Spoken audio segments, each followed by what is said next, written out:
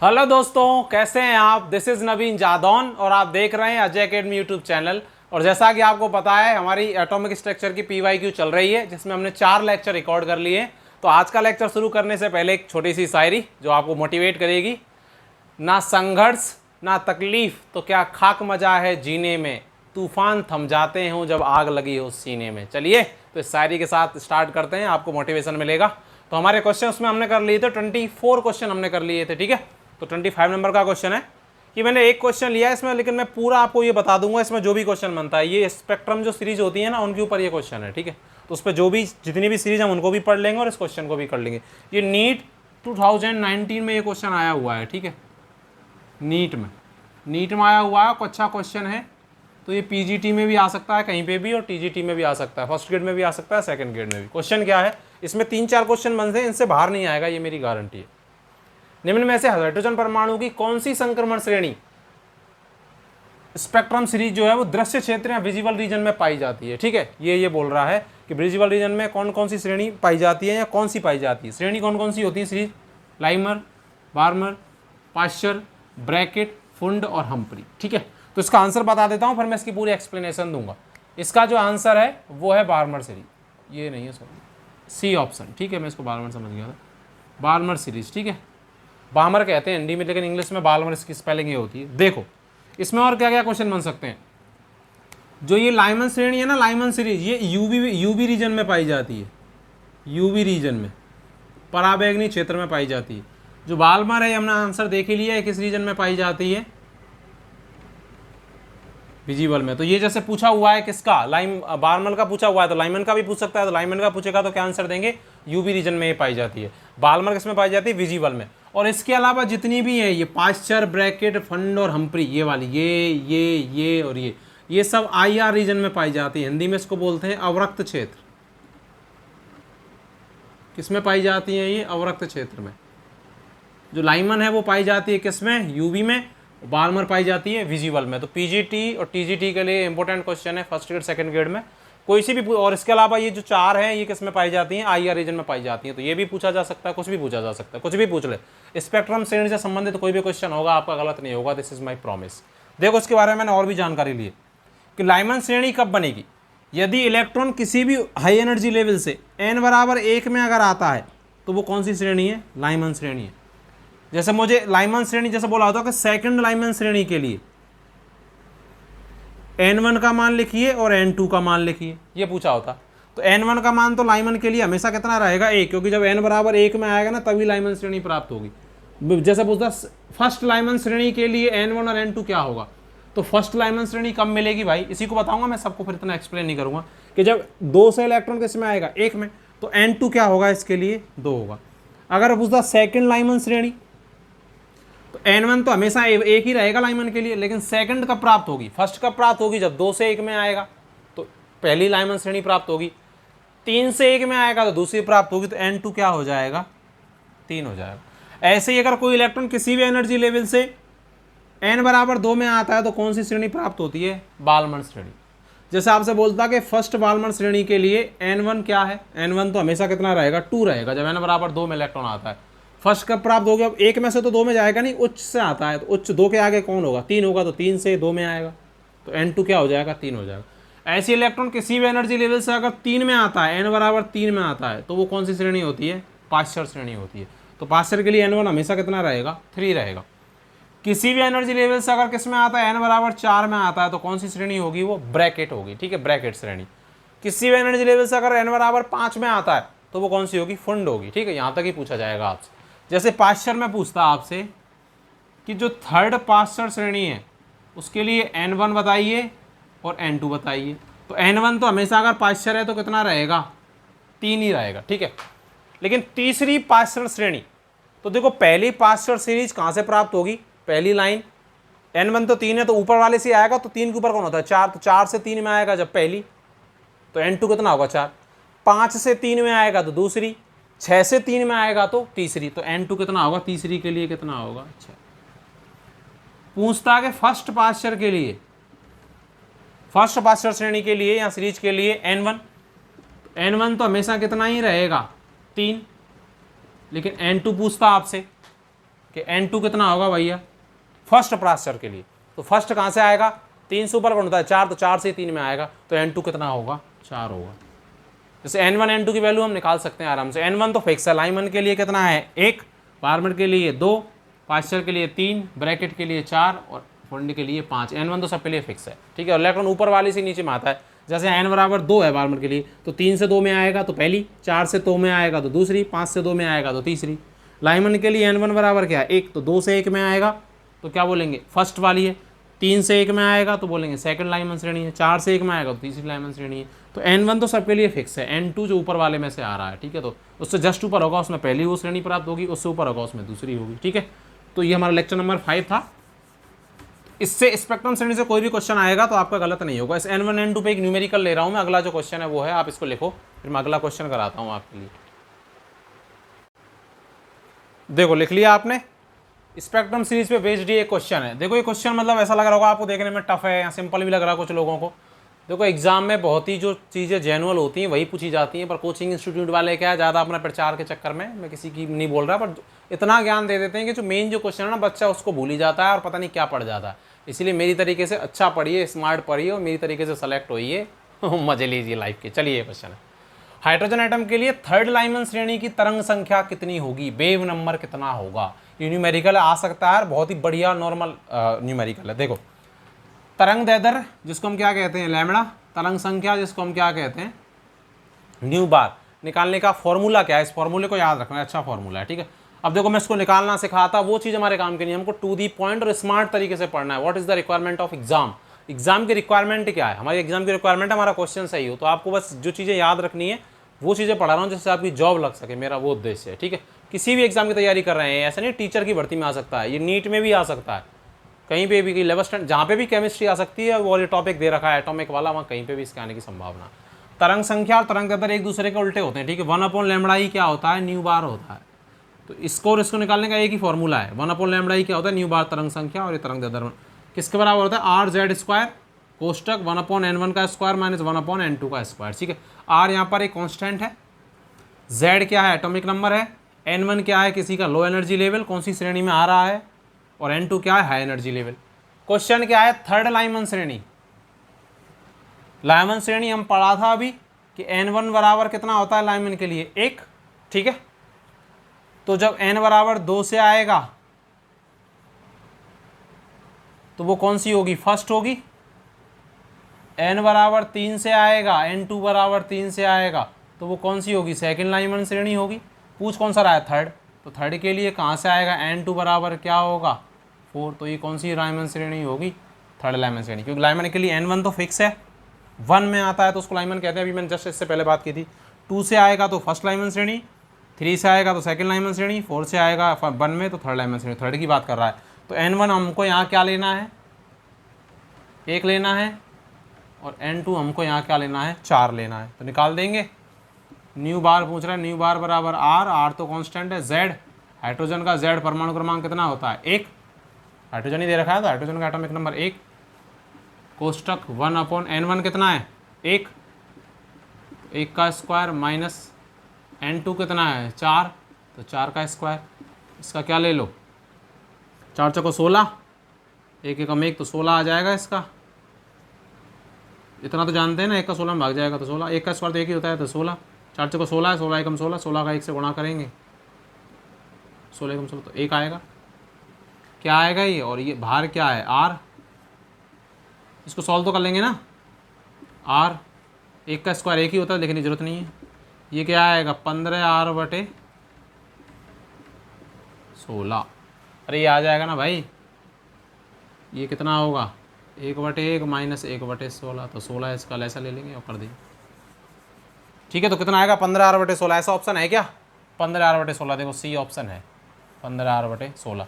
तो थर्ड के लिए पूछा, अगर सेकंड के लिए पूछा होता तो N2 क्या हो जाता 3 हो जाता, फर्स्ट लाइमन श्रेणी के लिए पूछा होता तो N2 क्या हो जाता 2 हो जाता, क्योंकि N1 तो फिक्स है लाइमन के लिए, कोई भी पूछा सकता लाइमन के बाद ब्रैकेट के लिए फुंड डम्परी कुछ भी, उनका आपको N1 पता होना चाहिए बस कि भाई इसमें आता है, N2 वो पता उसके ऊपर वाला, सीधी सी बात है। फर्स्ट है तो जस्ट ऊपर वाला, सेकंड लाइमन जैसे सेकंड लाइमन श्रेणी होती तो N2 क्या होता थर्ड होता, थर्ड लाइमन श्रेणी है तो N2 क्या है 4 है। फर्स्ट लाइमन श्रेणी होती है तो N2 क्या होता है 2, क्योंकि दूसरे से एक में आता है वही तो फर्स्ट लाइमन श्रेणी होती है, और N1 फिक्स होता ही है।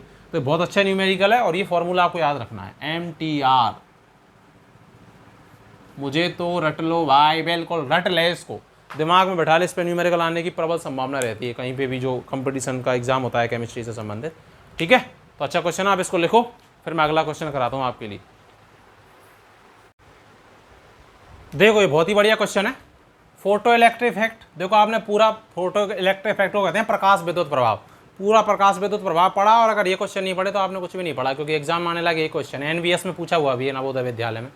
फोटो इलेक्ट्रिक इफेक्ट होता क्या है, ऐसे मेटल की प्लेट होती है, इस पर क्या है रेज डाली जाती हैं, और यहाँ से इलेक्ट्रॉन का क्या होता है इजेक्शन होता है, उत्सर्जन होता है। यह ऐसी धातु ली जाती है जो बहुत ज़्यादा एक्टिव होती है, एक्टिव का मतलब इलेक्ट्रॉन का आसानी से निष्कासन कर दे।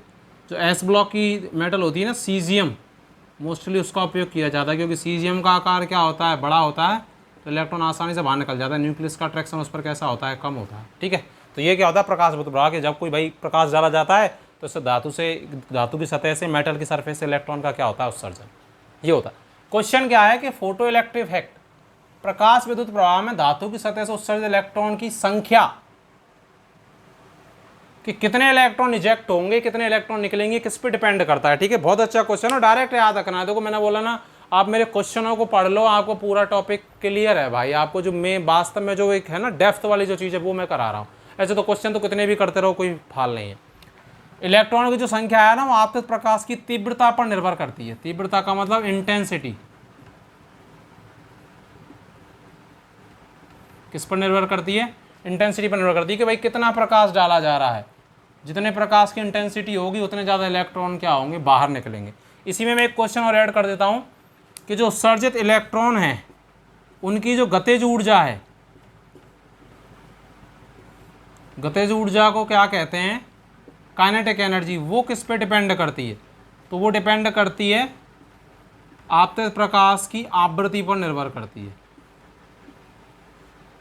कि जो इलेक्ट्रॉन की गतिज ऊर्जा होगी वो आपतित प्रकाश की आवृत्ति पर निर्भर करेगी, कि जो प्रकाश है वो किस फ्रिक्वेंसी से आ रहा है तो उसकी गतिज ऊर्जा उतनी क्या होगी ज़्यादा होगी। तो ऐसे भी पूछा जा सकता है कि फोटो इलेक्ट्रिक इफेक्ट में धातु की सतह से उत्सर्जित इलेक्ट्रॉन की गतिज ऊर्जा निर्भर करती है, तो फिर आप कौन सा आंसर देते हैं, ये फ्रिक्वेंसी वाला, आवृत्ति वाला। और संख्या किस पर निर्भर करती है, तीव्रता। ये वैसे ही है जैसे इसको समझना चाहें हम कि कोई स्कूल है और स्कूल में कौन है, PTI है। PTI सर नहीं होते जो खेल कूद करवाते हैं, तो बच्चों की भीड़ है। अब बच्चों के भागने की दर किस पे डिपेंड करे कि PTI सर आए और मतलब कोई छड़ी लेके आए और स्पीड से भाग के आए, तो जितनी स्पीड से PTI सर भाग के आएंगे ना उतनी स्पीड से भाग के बच्चे भागेंगे। बस वही है कि जितनी ज़्यादा आवृत्ति होगी प्रकाश की उतनी ज़्यादा इलेक्ट्रॉन क्या तेज गति से बाहर निकलेगा, तो उसकी काइनेटिक एनर्जी भी कैसी होगी ज़्यादा। तो काइनेटिक एनर्जी या गतिज ऊर्जा तो किस पे डिपेंड करती है, आवृत्ति पर निर्भर करती है, फ्रीक्वेंसी पे। और उत्सर्जित इलेक्ट्रॉनों की संख्या किस पर निर्भर करती है, तो वो करती है तीव्रता पर। ठीक है, बहुत अच्छे क्वेश्चन है ये दोनों ही, और एग्जाम में आने की प्रबल संभावना। आप इनको लिख लें, फिर मैं अगले क्वेश्चन डालता हूं आपके लिए। तो देखिए भाइयों, एक बहुत बढ़िया क्वेश्चन है। यदि ये आया RPSC सेकंड ग्रेड, जिसको TGT भी कहते हैं UP-MP में, वर्ग 2 भी कहते हैं MP में। ठीक है, TGT। यदि λV, λX और λM, λV तो दृश्य प्रकाश, λX क्रमशः लिख रहा है ना, λX एक्स किरण और λM माइक्रो तरंगें, सूक्ष्म तरंगों की तरंग दैर्ध्य है। तो इनका ऑर्डर पूछ रहा है कि सबसे ज़्यादा किसकी तरंग दैर्ध्य होगी, फिर किसकी कम होगी, किसकी कम होगी। λM तो किसकी है, सूक्ष्म की। λV किसकी है, क्योंकि विजिबल कहते हैं तो V लगा दिया, और λX एक्सरे को कहते हैं तो X लगा दिया। ठीक है, पूछ रहा है सबसे ज़्यादा किसकी होगी फिर किसकी होगी, इस ऑर्डर पूछ रहा है। उससे पहले एक चीज़ बता देता हूँ, फिर कोई भी ऑर्डर आप बता देंगे। राम इस वनवासी युग से कौशल सीखेगा। रा का मतलब रेडियो वेव, रेडियो तरंग है। माँ का मतलब माइक्रोवेव या सूक्ष्म तरंग है। इसका मतलब IR या अवरक्त बोल सकते हैं हिंदी में। वनवासी का मतलब विजिबल या दृश्य बोल सकते हैं। युग का मतलब UV अल्ट्रावायलेट या परावैंगनी। से याद रखेंगे एक्सरे, और कौशल का मतलब कॉस्मिक, और इसके बगल में ही होती है गामा रेस। ठीक है, राम इस वनवासी युग से कौशल सीखेगा। रा का मतलब रेडियो वेव, माँ का मतलब माइक्रोवेव सूक्ष्म तरंग है। इसका मतलब IR अवरक्त, एक बार रिपीट कर देता हूँ। वनवासी का मतलब विजिबल दृश्य। इस तरफ से इस तरफ जा रहे हैं तो ये एनर्जी का बढ़ता क्रम है। किसका? एनर्जी का। एनर्जी का और आवृत्ति का, फ्रीक्वेंसी इसको कहते हैं। इससे इस तरफ जाने पर एनर्जी और आवृत्ति बढ़ती है। तो सबसे ज़्यादा एनर्जी किन की होती है? कॉस्मिक और गामा की होती है, मैक्सिमम एनर्जी। ठीक है। और इससे इस तरफ जाने पर तरंग दैर्ध्य क्या होती है? घटती है, लैम्बडा। तरंग दैर्ध्य जिसको कह रहे हैं ना, वेव नंबर, ये क्या होता है? इससे इस तरफ जाने पर घटता है क्योंकि एनर्जी बढ़ती है। और हम जानते हैं E is inversely proportional to 1/λ। जिसकी एनर्जी बढ़ेगी उस तरफ लैम्बडा क्या होगी? घटेगी। तो रेडियो तरंगों की लैम्बडा तो क्या होती है? मैक्सिमम। और एनर्जी क्या होती है? मिनिमम होती है। ठीक है। और इसकी तरंग दैर्ध्य रेडियो तरंगों की सबसे ज़्यादा होती है क्योंकि इससे इस तरफ जाने पर एनर्जी बढ़ रही है तो लैम्बडा घट रही है। तो सबसे ज़्यादा लैम्बडा इसकी और सबसे कम इसकी। सबसे कम एनर्जी रेडियो तरंगों की और सबसे ज़्यादा एनर्जी इनकी, क्योंकि एनर्जी और तरंग दैर्ध्य या वेव नंबर या लैम्बडा और एनर्जी एक दूसरे के इन्वर्स है। तो देखो, अगर हम इसमें देखें लैम्बडा सबसे ज़्यादा किनकी होगी? अगर ये तीनों दे रखी, एक तो क्या दे रखी? दृश्य, एक एक्स और एक माइक्रोवेव। तो सबसे ज़्यादा किनकी है? इस तरफ देखो, लैम्बडा इस तरफ जाने पर घट रही है ना, तो सबसे ज़्यादा लैम्बडा किसकी आएगी? माइक्रोवेव की। उसके बाद कौन आता है? IR। उसके बाद कौन आता है? विजिबल, तो लैम्बडा V जिसको दे रखा है। और उसके बाद कौन आता है? Ultraviolet, UV। और उसके बाद कौन आता है? Lambda X। हमारे लिए क्या क्या दे रखा है? एक तो सूक्ष्म तरंग है, एक लैम्बडा V और एक लैम्बडा X। तो सबसे ज़्यादा किसकी होगी? लैम्बडा M की होगी, सूक्ष्म वालों की। देखो कि इस तरफ जाने पर लैम्बडा घट रहा है ना। एनर्जी का पूछता तो उल्टा हो जाता है इसका, क्योंकि एनर्जी और लैम्बडा एक दूसरे के उल्टी हैं। इससे इस तरफ जाने पर एनर्जी घटती है, एनर्जी बढ़ती है, और इससे इस तरफ जाने पर लैम्बडा घटता है और एनर्जी बढ़ती है। ठीक है। एनर्जी तो क्या हो रही है? बढ़ रही है, और लैम्बडा घट रहा है। तो सबसे ज़्यादा लैम्बडा किन का होगा? माइक्रोवेव का, क्योंकि तीनों में देखो तो माइक्रोवेव लैम्बडा M। तो लैम्बडा M शुरू में इसमें भी नहीं है, इसमें भी नहीं है, तो वैसे ही कट गए। लैम्बडा M के बाद लैम्बडा V, तो ये वाला देखो लैम्बडा V, ये आंसर सही हो जाएगा। इसमें भी लैम्बडा V है, लेकिन बाद में भी लैम्बडा V है भाई। सबसे ज़्यादा लैम्बडा M, फिर लैम्बडा V, फिर लैम्बडा X। देखो, lambda M, lambda V, lambda X। सबसे ज़्यादा तरंग दैर्ध्य होगी रेडियो वेव की, फिर माइक्रोवेव की, फिर अवरक्ति की IR की, फिर विजिबल की, फिर UV की, फिर एक्सरे है। ठीक है। और सबसे कम लैम्बडा किन की होगी? कॉस्मिक या गामा की। एनर्जी पूछता तो एनर्जी इस तरफ जाने पर बढ़ती है, तो सबसे कम एनर्जी फिर माइक्रो की हो जाती। एनर्जी का ऑर्डर क्या हो जाता? जस्ट उल्टा। अगर ये ऑर्डर एनर्जी का होता तो क्या हो जाता? सबसे ज़्यादा X की एनर्जी होती, फिर लैम्बडा V विजिबल की, दृश्य की, और सबसे कम किसकी हो जाती? M की। एनर्जी, एनर्जी और लैम्बडा एक दूसरे के क्या है? इन्वर्स है। तो बहुत अच्छा क्वेश्चन है, और इससे आप सारी चीज़ें याद रख सकते हैं। ठीक है। एनर्जी का बढ़ता क्रम है और लैम्बडा का घटता क्रम है। देखो, इसके बाद एक दो क्वेश्चन और कराता हूँ मैं आपको, बढ़िया बढ़िया। तो देखिए, एक बहुत बढ़िया क्वेश्चन, आइसोस्टीर है। ठीक है। MP TGT या वर्ग 2 या सेकंड ग्रेड, वहाँ वर्ग 2 भी कहते हैं, इसलिए मैंने वर्ग 2 लगा दिया है, या सेकंड ग्रेड या TGT, वहाँ पूछा हुआ क्वेश्चन है। कहीं पे भी पूछा जा सकता है। राजस्थान RPS की सेकंड ग्रेड में पूछा जा सकता है, UP TGT में वापस से वहाँ पे भी पूछा जा सकता है, कहीं पे भी जहाँ पे भी केमिस्ट्री आती है एग्जाम होता है। सबसे पहले आइसोस्टीर होते क्या हैं? आइसोस्टीर, हिंदी में भी आइसोस्टीर ही कहते हैं उनको। आइसोस्टीर वो होते हैं दो अलग अलग एग्जाम्पल, जिनमें सेम नंबर ऑफ एटम और सेम नंबर ऑफ इलेक्ट्रॉन होते हैं। मतलब परमाणुओं की संख्या भी समान और इलेक्ट्रॉनों की संख्या भी क्या होती है? समान होती है। देखो आप, पहला ऑप्शन, NO2 में कितने एटम है? 3, एक N और 2 ऑक्सीजन। ऑक्सीजन इस O3, देखो ये वाला ऑप्शन तो वैसे ही कट गया। इसमें कितने एटम है? 4 तो ऑक्सीजन के, एक फास्फोरस का 5। इसमें कितना? 2 ऑक्सीजन का, एक नाइट्रोजन का 3, तो एटम ही अलग अलग है, तो ये ऑप्शन तो वैसे इलेक्ट्रॉन देखना ही नहीं। इसमें कितने एटम है? 3। इसमें कितने? 3, 2 नाइट्रोजन। इसमें चेको 4 हैं, 3 ऑक्सीजन, एक नाइट्रोजन, तो ये अलग अलग हो गए, एटम ही अलग अलग इनमें, तो ये भी नहीं है। इसमें कितने एटम है? एक ऑक्सीजन, एक कार्बन, एक नाइट्रोजन, तो 3। ClO4 में कितने? एक Cl है और 4 ऑक्सीजन है, 5। इसमें 5 हो गए, इसमें 3, तो एटम ही अलग अलग है, तो ये ऑप्शन भी कट गया। तो अगर आप इलेक्ट्रॉन भी नहीं देख पा रहे तो एटमों को देख लो, तो वैसे ए ऑप्शन सही हो गया। ए ऑप्शन में देखो एटम कितने हैं? 3। एटम कितने हैं? 3। इलेक्ट्रॉन भी देख लो, नाइट्रोजन के पास कितने इलेक्ट्रॉन होते हैं? 7। एक ऑक्सीजन के पास कितना होता है? 8। कितने ऑक्सीजन है? 2, तो 16, क्योंकि ऑक्सीजन का एटॉमिक नंबर 8 होता है, तो 8 और 8 16, ऑक्सीजन के 2, मतलब 2 ऑक्सीजन है तो 8 के 16 हो गए। 16 और 7 क्या होता है? 23, और एक माइनस का साइन है, तो कितने हो गए? 24। कितने इलेक्ट्रॉन हो गए इसमें? 24। O3, एक ऑक्सीजन में कितने होते हैं? 8, तो 3 में कितने होंगे? 24, तो दोनों में कितने इलेक्ट्रॉन हो गए? 24 24। और एटम भी कितने हो गए, 3 3 हो गए। तो सेम नंबर ऑफ एटम और सेम नंबर ऑफ इलेक्ट्रॉन, इसीलिए आइसोस्टीर कौन है इसमें, NO2 माइनस और O3। ठीक है, ये O3 है, O3 माइनस नहीं। मैंने साथ में एक और डाला हुआ है आइसोडाइफर्स। आइसोडाइफर्स क्या होते हैं, जिनमें प्रोटॉन और न्यूट्रॉन का अंतर सेम होता है जिनमें, ये भी इंपॉर्टेंट है भाई, ये भी पूछा जा सकता है। जब आइसोस्टीर पूछा जा सकता है तो आइसोडाइफर्स भी पूछा जा सकता है, जिनमें प्रोटॉन और न्यूट्रॉन का अंतर सेम होता है। देखो मैंने एक एग्जांपल लिखा, यूरेनियम 92 235 और थोरियम 90 231। ये तो होता है द्रव्यमान संख्या, और नीचे क्या होता है, परमाणु क्रमांक, हम इसको बोल सकते हैं प्रोटॉन की संख्या, क्योंकि परमाणु क्रमांक atomic number directly proportional to proton, और ऊपर क्या होता है, मास नंबर या द्रव्यमान संख्या। तो पहले न्यूट्रॉन निकाल लो इनके। न्यूट्रॉन कैसे निकलेंगे, A-P करके। प्रोटॉन की संख्या घटाओ द्रव्यमान संख्या में से, तो 235 माइनस 92, यहाँ क्या है 231 माइनस 90, कितने आएंगे, घटाओ। 5 में से 3 गए 3, 13 में से 9 गए तो 4, 2 में से 1 गया तो 1, 143 न्यूट्रॉन आए। यहाँ कितने आए 1, 13 में से 9 गए तो 4, 2 में से 1 गया तो 1, 141। ये क्या आए, न्यूट्रॉन। अब मैं क्या बोल रहा हूँ कि न्यूट्रॉन और प्रोटॉन का अंतर सेम होना चाहिए,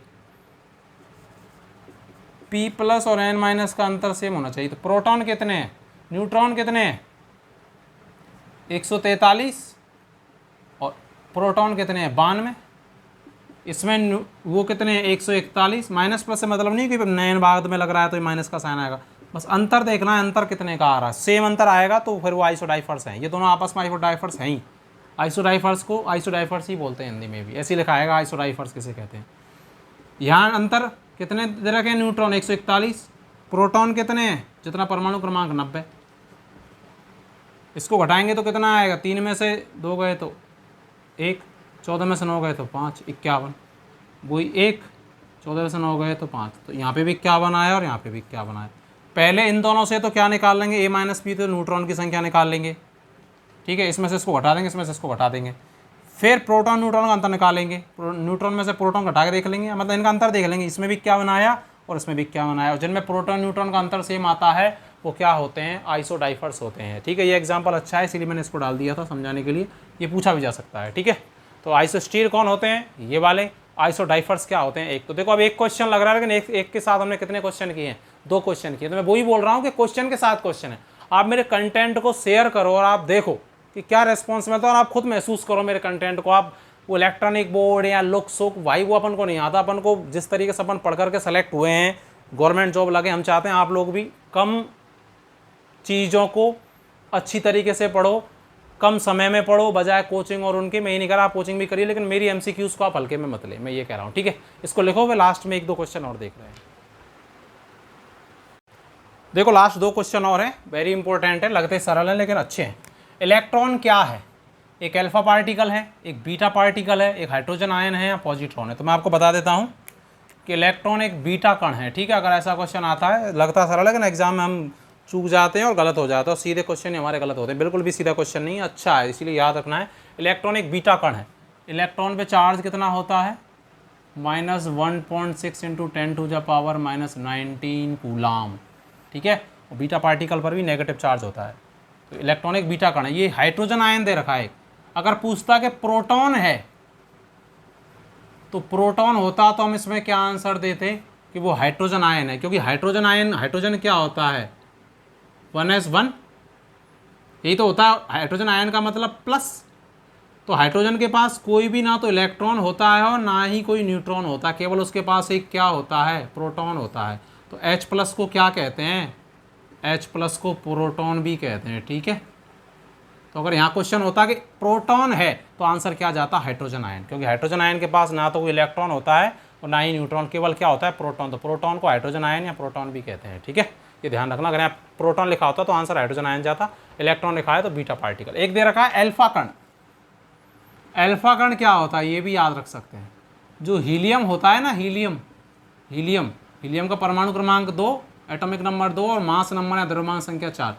तो हीलियम का द्विधनावेशित आयन, द्विधनावेशित का मतलब हीलियम के पास कोई भी इलेक्ट्रॉन नहीं होता, 0 इलेक्ट्रॉन, क्योंकि 2 इलेक्ट्रॉन तो होते हैं +2 चार्ज है। तो हीलियम का द्विधनावेशित आयन, डबल कैटायन आयन क्या कहलाता है, जिस पर 2 पॉजिटिव चार्ज है, अल्फा कण कहलाता है। ठीक है, तो अल्फा कण के बारे में भी जानकारी होनी चाहिए। SO4-2 PO4-3 में प्रोटॉनों की संख्या क्या है? एक तो क्या दे रखा है हमको SO4-2 और एक दे रखा है PO4-3। प्रोटॉन का मतलब एटॉमिक नंबर, किसी का जितना एटॉमिक नंबर होगा उतने ही क्या होंगे उसमें प्रोटॉन होंगे। इसमें देखो एक तो सल्फर है, सल्फर का एटॉमिक नंबर कितना होता है 16। ऑक्सीजन का कितना होता है 8, कितने दे रखे हैं 4, -2 तो इलेक्ट्रॉन लग रहे हैं, इलेक्ट्रॉन पूछता तो जोड़ते। प्रोटॉन में ओनली कौन जुड़ता है एटॉमिक नंबर, तो 16 और एक का 8, तो 8 चौको 32, कितने आ गए ये 48। PO4 फास्फोरस का कितना एटॉमिक नंबर होता है 15, तो कितने प्रोटॉन होंगे 15, क्योंकि atomic number directly proportional to proton, समानुपाती। ऑक्सीजन कितने हैं, एक ऑक्सीजन का 8, कितने हैं 4, फास्फोरस का 15, 8 चौको 32 और कितने हो गए 47। तो ऑप्शन है क्या 48 47, देखो ये बी ऑप्शन है। ठीक है, तो ऐसे क्वेश्चन भी पूछे जाते हैं। अब इस तरह की क्वेश्चन आप, मैं कह रहा हूँ आप मेरी MCQs को आप रेगुलरली फॉलो कर लो, आप पूरा टॉपिक पढ़ लो और आप मेरे क्वेश्चनों को पढ़ लो, आपका बिल्कुल टॉपिक क्लियर है। चाहे TGT का एग्जाम हो, PGT का हो, चाहे केमिस्ट्री से ये टॉपिक कहीं पे भी आता हो, मैं इतनी गारंटी ले सकता हूँ। ठीक है, तो मैं बड़ी मेहनत से लेक्चर रिकॉर्ड करता हूँ। जॉब के अलावा जितना मुझे टाइम मिलता है, सुबह शाम रात में कभी भी जब मैं अपने काम से फ्री होता हूँ तो मैं वीडियो रिकॉर्ड करता हूँ आप लोगों के लिए बड़ी मेहनत के साथ। गर्मी का भी टाइम है, इसीलिए अच्छे से देखिए। लाइक शेयर सब्सक्राइब करना ना भूलें, कमेंट ज़रूर करें जिससे एनर्जी मिलती है। लाइक करें और वीडियो को बिल्कुल भी हल्के में ना लें कि मतलब वाइट बोर्ड पे बनाई जा रही है या मार्कर से। आप मेरे कंटेंट को देखो, मैं बहुत मेहनत से, क्योंकि मैं इन सबको पढ़ के ही सेलेक्ट हुआ हूँ, मैंने कोई ऐसी कोचिंग वोचिंग नहीं की है। ठीक है, तो मैंने अच्छे से जो पढ़ा है वही मैं सोच रहा हूँ कि ऐसी पढ़ाई पढ़ के लोग स्मार्ट तरीके से पढ़ के सेलेक्ट हो। मुझे भी जाने कि मैं भी कुछ हूँ केमिस्ट्री में, कुछ अच्छा कर सकता हूँ आप लोगों के लिए, आप लोगों के लिए आपके सब्जेक्ट को मजबूत कर सकता हूँ। बस इतना कहूँगा। खुश रहिए, धन्यवाद।